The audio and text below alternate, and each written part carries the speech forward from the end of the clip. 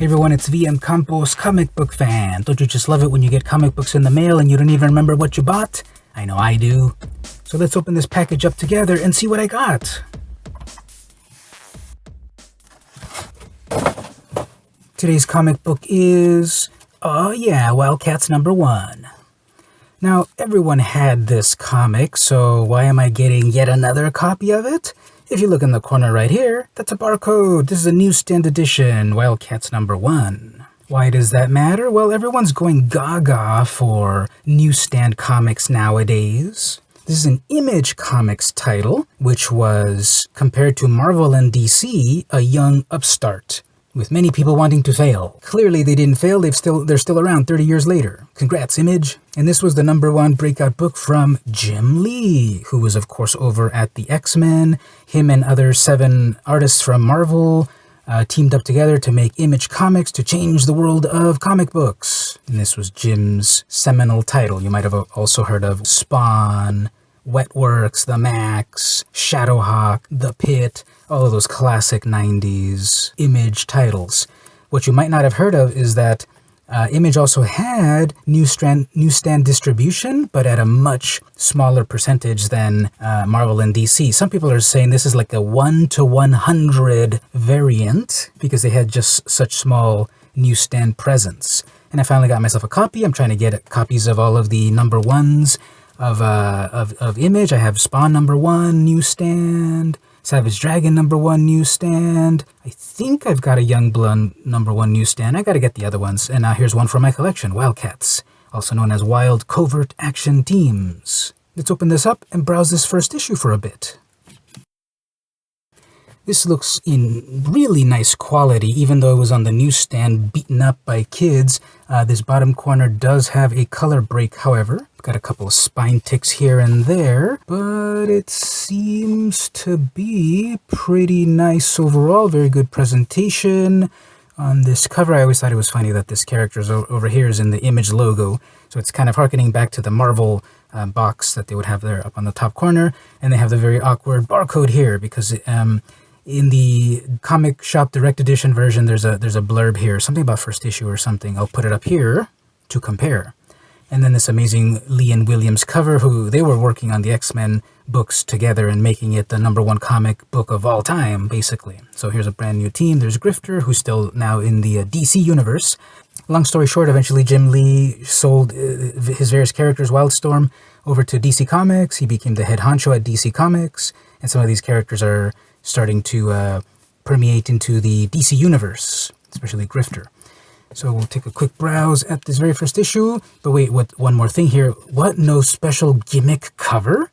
While Marvel and DC were starting with their amazing gimmick covers. If you've watched my channel before, you know I love those 90s gimmick covers. The very first Image books didn't have gimmick covers.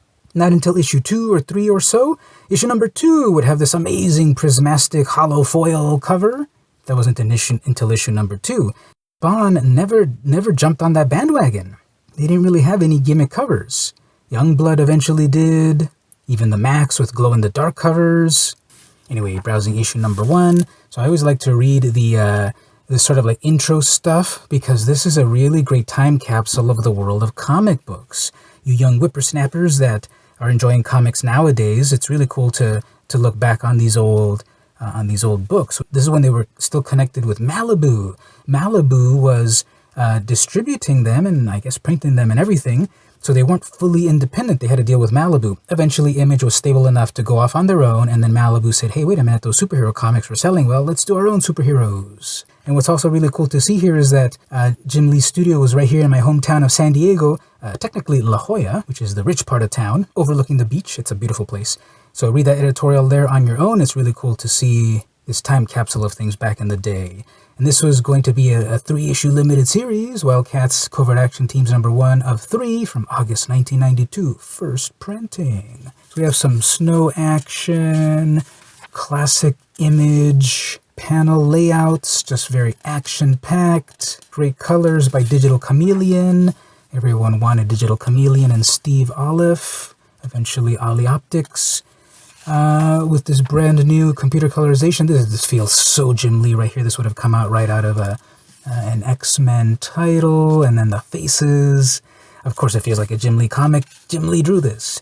X-Men's Art Thibert interviewed Cyberforce trading cards by Marc Silvestri, Hollywood Heroes, Brutes and Babes, plus the latest news on all your favorite Image titles.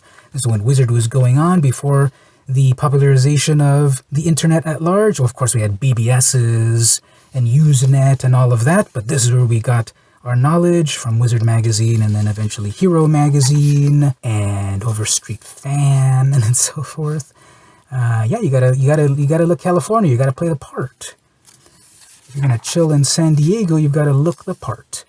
Pretty epic splash page here. So you'll see a variety of like huge pages, panel layouts, splash screens, profiles. All of the Image people were sort of in this milieu. I loved it. Some would say it was a bit just surface level. That's an epic character. When they went to the nicer paper, this would pop even more. And actually, I think this newsstand edition also had cheaper paper. Eventually, here's a pin-up style interior. So this would have looked way better on the centerfold so that you don't miss any part of things. But lots of action. Definitely feels very 90s. Pause it to read the story on your own. These were comics in the 90s. Okay, so this is a character. They were vaguely doing a shared universe. Spawn, Savage Dragon, Wildcats, Youngblood, Shadowhawk, all of them together, Wetworks, Cyberforce. They were all a vague shared universe, and then they kind of branched off on their own thing. 7 strong creators, 7 egos. This was Marc Silvestri's contribution. Cyberforce hitting the stores in September. Oh, there we go. So then we've got the full... This would have also looked good at the centerfold here. The 2-page spread, but I guess Zealot wasn't as important to put her in the centerfold. Let's look a little bit of the dialogue here. She stands there just like she owns the joint. Zealot, an avenging angel with a body worth killing for. Born in a coda, the woman knows no fear. Sex and violence all rolled together with a bad attitude. So 90s, I love it. What about you? And then it's hilarious here to see Zealot plus Lord Emp side by side. Look at that massive explosion. Love it. And then the sound effect. Next issue, Chutes and Ladders, questions and answers. That doesn't sound as badass as they thought it would be, because that's a children's game. And then we've got coming in November to a store near you, Wetworks. This was the Whilce Portacio part of Image Comics. We've got Witness the Creation of Wildcats on VHS tape. And then we've got this classic comics for sale. So yeah, that was a deep dive look at Jim Lee's Wildcats #1 newsstand edition. There's some differences from the direct edition, the comic shop version. See if you can spot them. One, of course, is that we've got the barcode. The paper quality is different. This was comics back in the 90s, kids. Did you have this comic yourself? Were you reading Wildcats back in the day? Did you pick it up later? Do you stan Image Comics? Tell me about it in the comments. Do you have your own copy of Wildcats #1? What about a newsstand edition? Tell me in the comments. If you like this video, don't forget to comment, share, like, subscribe, ring the bell, battle the Minotaur, do all that stuff. I would really appreciate it. And if you can pledge, that's even better. It keeps me funded and it keeps me motivated. This has been VM Campos, and I'll see you in the next video.